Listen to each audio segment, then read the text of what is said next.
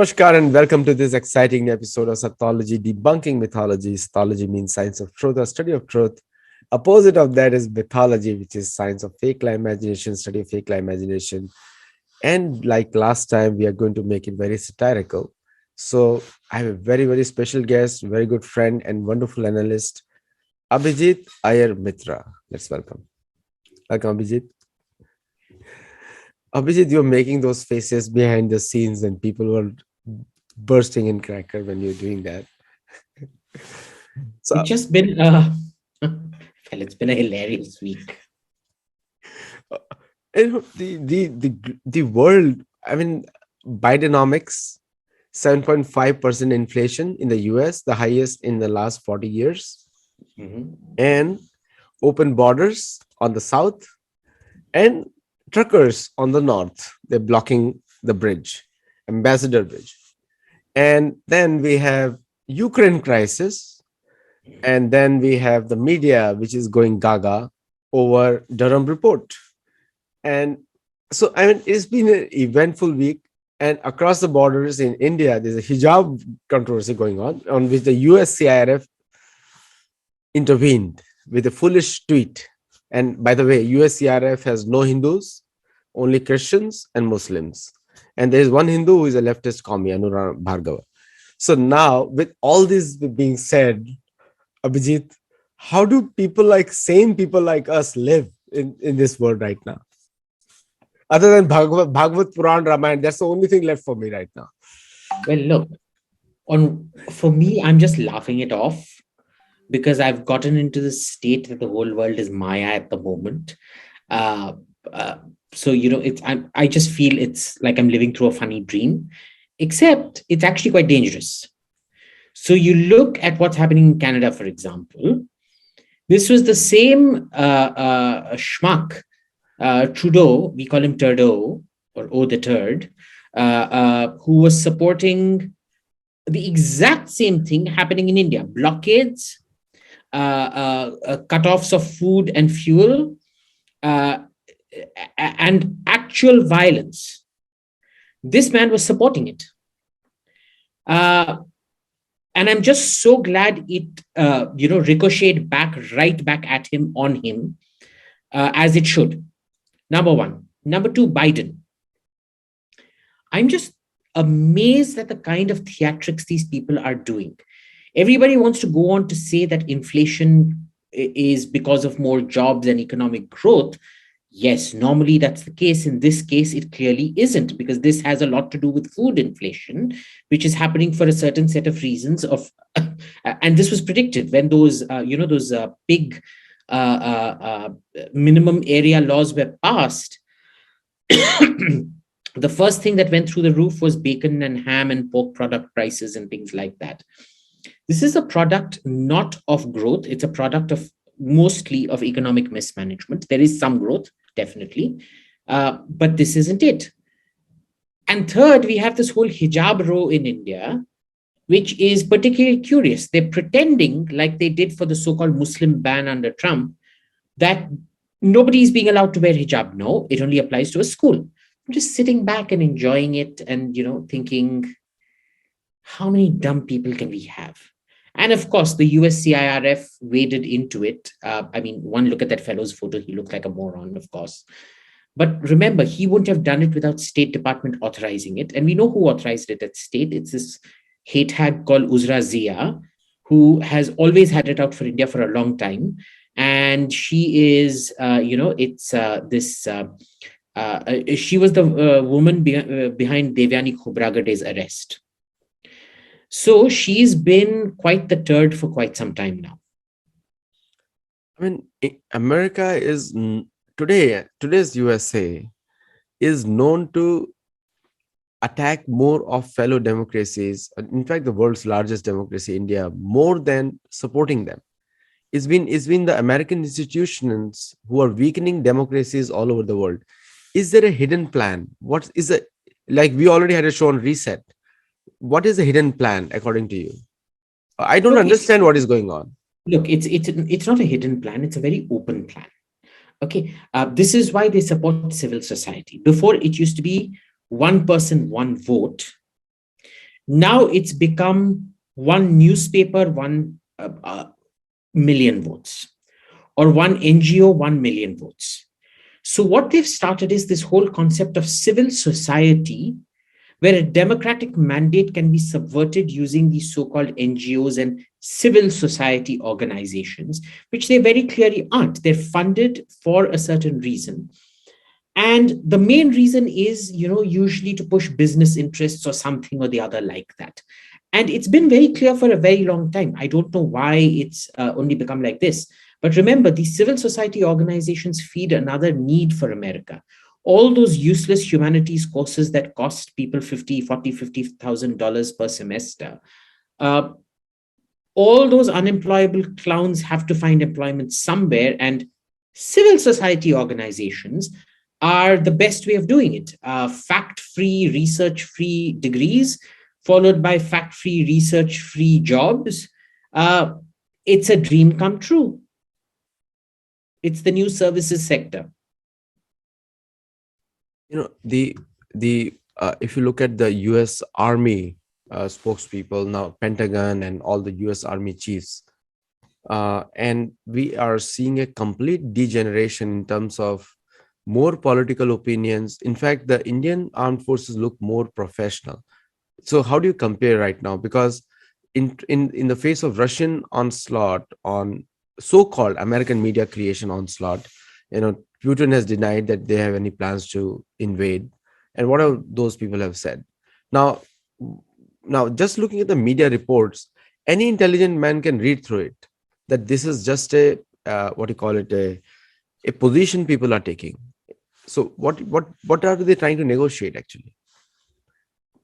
Oh, in Ukraine, look. So I won't agree the Indian army looks more professional. It's a third world army with all the attendant baggage.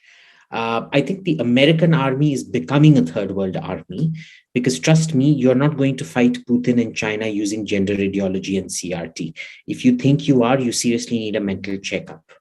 Uh, uh, and, it's become a fantastic way for people to start getting promotions based on their politics rather than on their competence for the job.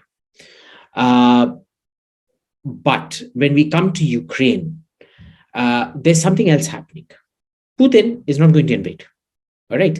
What he's doing is he's creating a strategy of perpetual tension where Ukraine corrupt, poor, well, sorry, uh, corrupt, economy crumbling. What does he do? What does Zelensky do? The traditional path out has been to keep fingering the Russian bear. At some point, the Russian bear is going to bite, like it did in Crimea, like it did it's continuing to do in Donetsk. And what happened is that Putin has used this to keep the fear in Ukraine alive, and local politicians have used that fear to get even more corrupt. Remember, Zelensky came in on an anti-sleaze, anti-corruption platform. It turned out he was just as sleazy and corrupt as everybody else, named as he is in the Panama Papers and so on and so forth. He's putting the former president, who is it, Poroshenko, under trial for Russia ties. It turns out he himself has business ties to Russia. So this is, a typical third world country finding external reasons to justify internal wrongs on the one hand. Putin realizes the more pressure he puts, the more the economy gets into shambles. And what's happened is Biden has actually walked into Putin's trap in a sense. Now, Biden thought that, if he talks up the Russian threat, one of two things will happen. Either Russia will back off or Russia will invade. If Russia invaded, he could say, see, I told you so. And he gets a new Cold War all over again with more military spending. If Russia backs off, he can say, see, I'm such a great world leader. I managed to deter Russia from invading. Putin's not given him anything. He can't even claim he deterred Putin. He can't claim he was right either. So Putin makes him look stupid. But the most important thing that Putin has done through all of this is the Ukrainians are sitting and going, okay, so you're not defending us, but why are you going on talking up war? you're practically threatening the Russians, taunting the Russians to invade us. And even if you're not taunting the Russians to invade us, what you're doing is you're destroying our economy, because all your war scaremongering is leading to economic collapse within Ukraine. And if that happens, what kind of an ally are you? You're neither protecting us, you're destroying our economy, and the military aid you're giving us is pathetic. It's like $80 million, $50 million. Is that even aid? So it's basically at the end of this, I suspect in about a year or 2 years, the Russian buildup is going nowhere.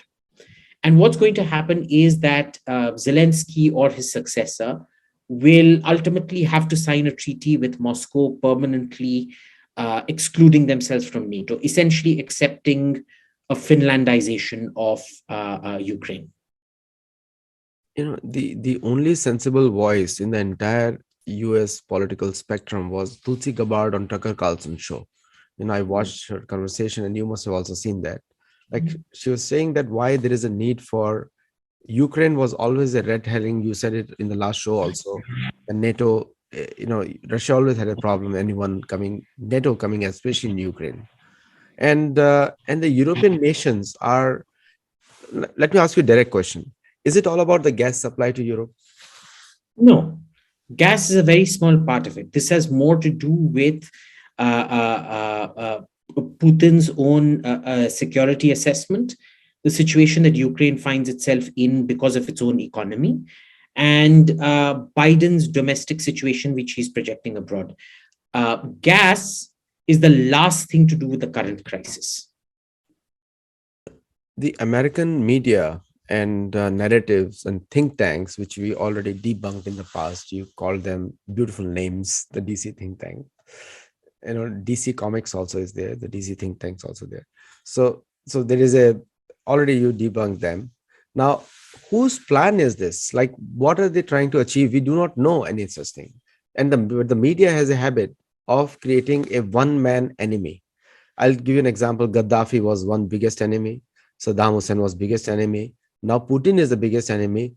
And if India doesn't want to hear, Modi will be the next biggest enemy of the USA. That is guaranteed. Now, Modi is too stupid to understand these things. He still thinks he's up for the Nobel Prize. Yeah. So, this fixation with single person ideology, Russia is a large country, the largest east-west spread. Do you think Putin will be the only person in power? There will be a lot of people around him who are advising him, or must be equally fanatical about everything. Look, Putin was ready to give up power. That's what Dmitry Medvedev was about. You think Putin couldn't have changed the constitution when he handed over to Medvedev? It turned out Medvedev was a complete idiot. Because in Syria, he again fell for verbal assurances that the regime would not be changed. The same shit that Gorbachev fell for verbal assurances that NATO would not be expanded east. Right? So what happens is Putin realized, this is where Putin was happy to have successors. And what Medvedev convinced Putin is that he is the last man standing between the disintegration of Russia and survival. So he now has this God complex, rightly so, because he saw Medvedev was somebody he groomed, who was still pro-Western and still had got made a fool of by the West. So Putin has decided Mother Russia needs him. He's become a czar, and with good reason. He tried very hard to normalize things with America. When Iran was testing ballistic missiles, he said, "Look, let's set up a joint missile shield." America was like, "No, we're going to set one up in Poland and elsewhere, but we're not going to set one up in Russia." And Russia was like, "Why?" Because when you set one up in Poland, that means you can intercept our missiles more than Iranian missiles. So there were a lot of things that went on happening. Of course, the intervention in Kosovo without a UN resolution, the invasion of Iraq without a UN resolution, the independence of Kosovo without a UN resolution, the regime change in Libya in defiance of a UN resolution, constant intervention in Syria without a UN resolution. All of these have ultimately, you know, convinced him that America is evil, America needs to be stopped, and America is the biggest threat to the world. And, I'm not sure I disagree with him out there. There is a certain military industrial establishment in America, which is just pure, undiluted evil. It needs to be stopped. Trump was probably the way out of it, but look what they did to Trump.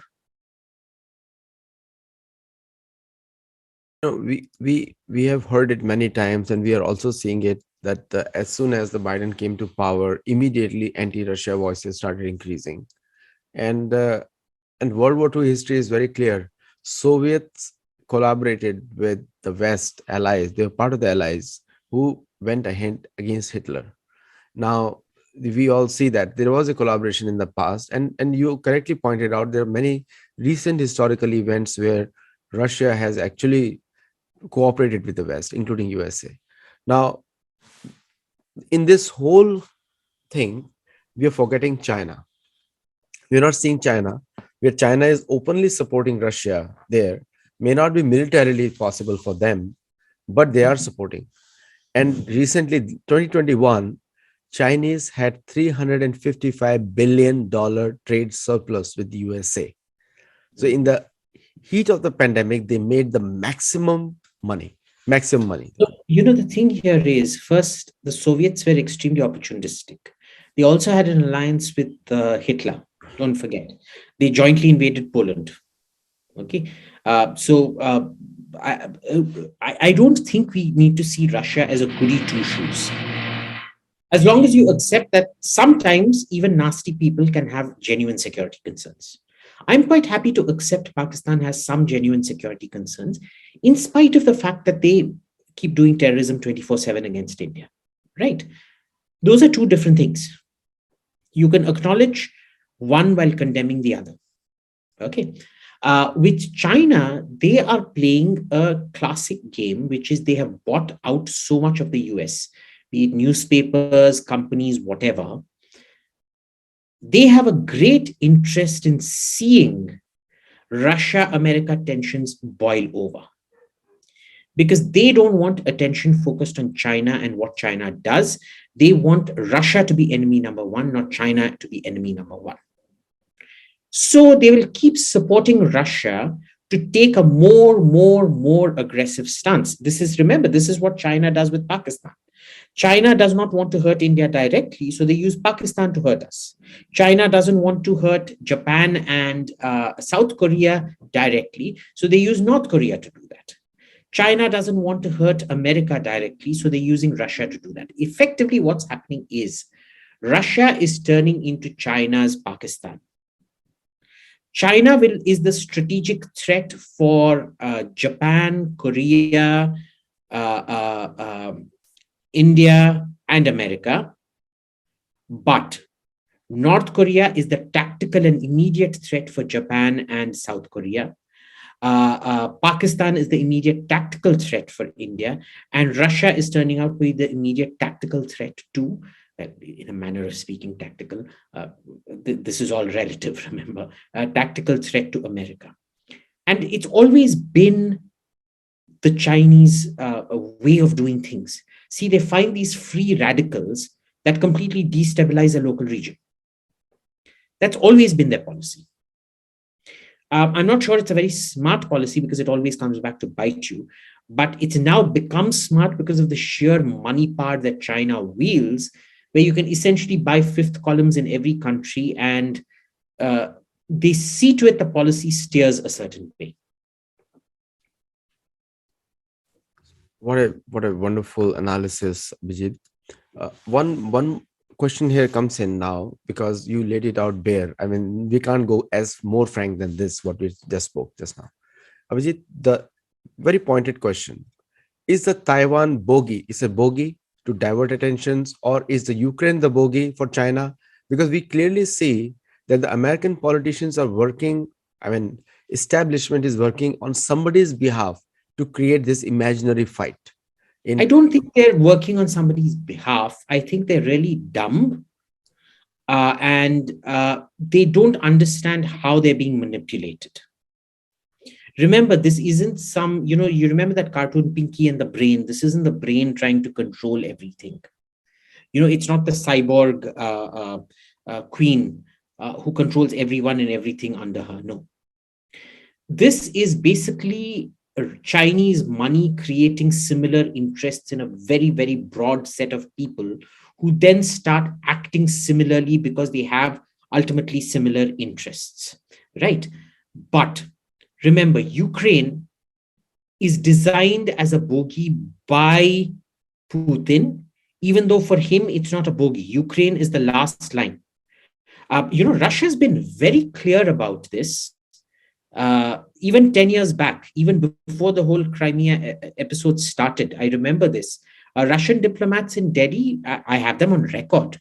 I think if we go back to the Observer Research Foundation events that we've had in 2011, 2012, 2013, they've always said if Ukraine joins NATO, we will send our tanks in. There is no negotiation after that. The day they join NATO is the day our tanks go in. If it's nuclear war, it is nuclear war, end of story. Okay. Putin said that to Macron. You remember in the press conference, he said, you will be nuked even before you have time to activate Article 5, the collective defense clause of the NATO Charter. So the Russians have been very clear about this. So Ukraine is created as a bogey. It's probably more of an American bogey that is very real for Russia. Taiwan, again, is not a bogey. If there is any real threat of war today, it is China and Taiwan. Because the more economic trouble that Xi Jinping's bad policies get China into, to be fair, it started before Xi Jinping because of the 2008 economic collapse. The Chinese wanted to spend their way out of it, and then they got addicted to this sort of state spending. They essentially went back to everything that they'd been taught not to do, which was what the Soviet Union had done. Went on spending. They did it. They did it with buildings, with infrastructure, with trains, high-speed trains, none of which are yielding returns anymore. And they're basically getting screwed over really bad. With the finances, of course, being a dictatorship, you can hide certain things quite well. If you remember when the penultimate ruler of the Soviet Union, Yuri Andropov, when his finance minister asked him he was asked to prepare the budget. So he's like, sir, I'd like to know the revenue figures. And he's like, see, now you're asking for figures over your pay grade. These are state secrets that cannot be revealed. Imagine the finance minister of the Soviet Union wasn't allowed to know what the revenues were. So, you can do these things in communist countries. And that is kind of what Xi Jinping is doing. But at some point, it's got to burst when he will use Taiwan to divert attention. And he understands that he'll be riling everybody else up, and he wants that. Because a great way of diverting attention, it can't be just one diversion, because then your economic problems come back to bite you. Okay, you go annex Taiwan, and 1 year later, what? You're back in, situation at square one, where your economy is again crumbling. So he needs perpetual tension. He needs a permanent new enemy where it can constantly be used to divert attention. So the next question comes in the mind is like beautiful analysis that how they're diverting. This is what is going on. This is Chinese checkers at play, as well as the chess, as well as the Russian roulette. All three together, we are seeing where Americans have no such game. Americans rely on other people's games, and that's what they're doing. Now, what is the position now? Most of the Americans, we're very innocent people. They are not aware what their country is doing. Also, we are not aware. People like you who are observing from outside are seeing all these things. Now, what can Americans do? Because the elections are again coming, midterms are coming now shortly, and we have the new political. Most probably the Republicans are going to take over both houses. What can Hopefully. Americans do? Hopefully, what can they do? First, you need to ensure that no party ever takes you for granted. You cannot allow Republicans to control houses for too long. You cannot allow Democrats to control houses for too long. You can't have a situation like California ever, or like New York ever, where it's every single time there will always be, well, New York less so, but California much more so, where it's, the Democrats have an absolute veto proof majority in the House. You can't have that. Number one. Number two, please start looking past things like CRT, race baiting, gender, and all that. Gender affects less than what, 0.1% of the population who identify as trans and things like that. It's not a national debate. Okay. There is a need to go past all this crap and get back to facts, not feelings, facts. The moment you start going for feelings based policy, you become a third world shithole like India. In India, we've never had fact-based policy making. We've had feelings-based policy making. So if you're going down the current path, I would invite you all to come to India for your next holiday and spend it in a slum, because you will see where America will be within the next 15 years if you don't course correct now. Okay. I live here, so I can tell you what this kind of policy making leads to. Take these things seriously. Race baiting is not nice. Shoving gender ideology down people's throat is not nice. Focus on things that matter. Don't trust stories that you are fed. Cross-check everything. If somebody is making money by bringing you big stories, big news, big money, whatever, fundamentally distrust them. Distrust all sources of authority around you. That's how America became great. Why are there gun laws? I don't support gun laws. I mean, gun ownership, that's fine. Even though I would happily go shooting with our friend Aditya here, I think there are fundamental problems with gun laws. But what was owning that gun about? It was about not trusting authority. That you can get rid of guns and still not trust authority. I think that's really important. To talk against authority, to constantly ridicule authority, is how democracy stays safe. All right. It doesn't matter if it's right or left. If it is authority, it must be mocked, and it must be mocked mercilessly. And it doesn't matter if it's a social justice agenda. You can have, a so-called inclusive government like Biden that's implementing a social justice agenda. You must mock it. Else you are essentially giving in to conformity. Conformity is never a good thing, ever, in any circumstance. And if you want to see how, look at Canada. They've essentially done today what India did in 1975, which is impose emergency and suspend civil liberties. And the judiciary in Canada has not stopped that. They've actually gone ahead with it. They've been mute spectators. They've been collaborators in this whole process, like the Indian judiciary was in 1975 when our civil liberties were suspended. Be careful. Don't trust authority. Because the day you start trusting authority, authority will come back to bite you. And God bless America, God save America, though I think you're past redemption.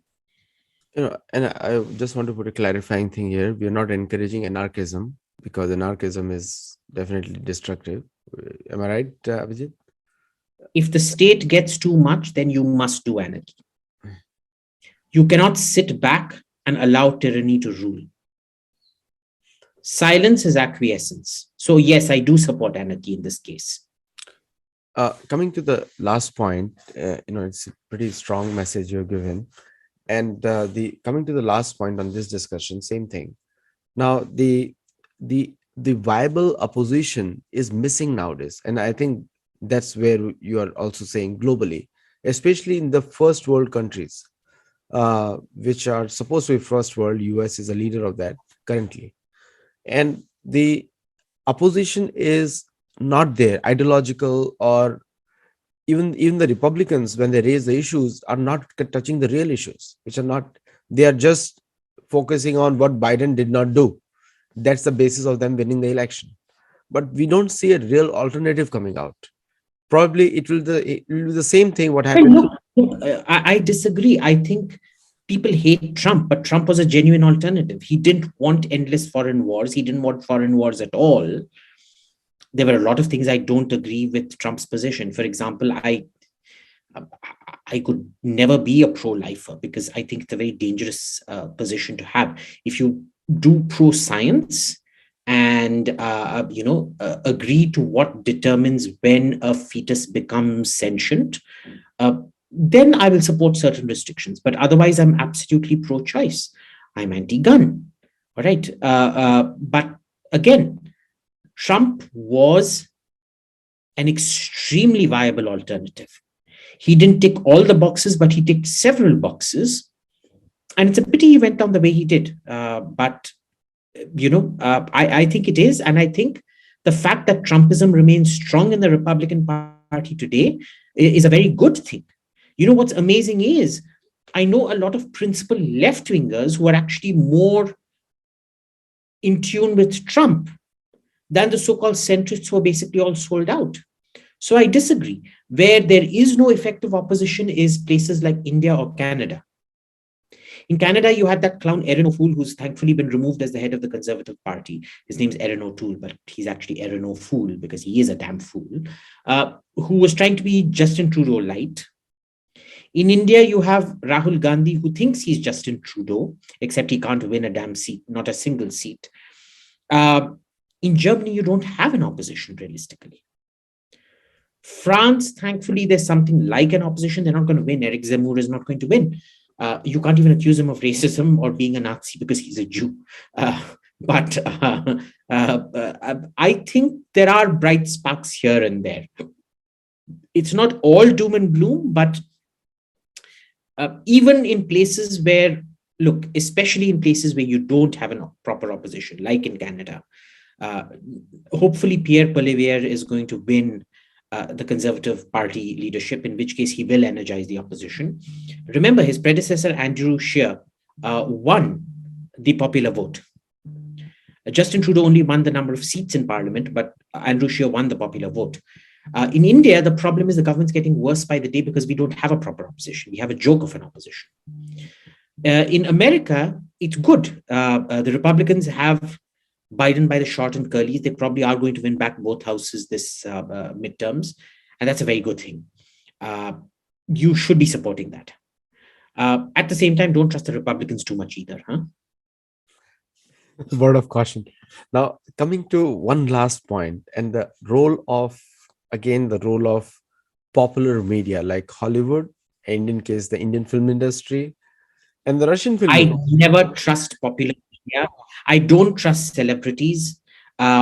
Please do not trust those people. What I want you to do is get onto something like Twitter or Facebook, find individual people who are countering. If it is a popular narrative, it's bullshit.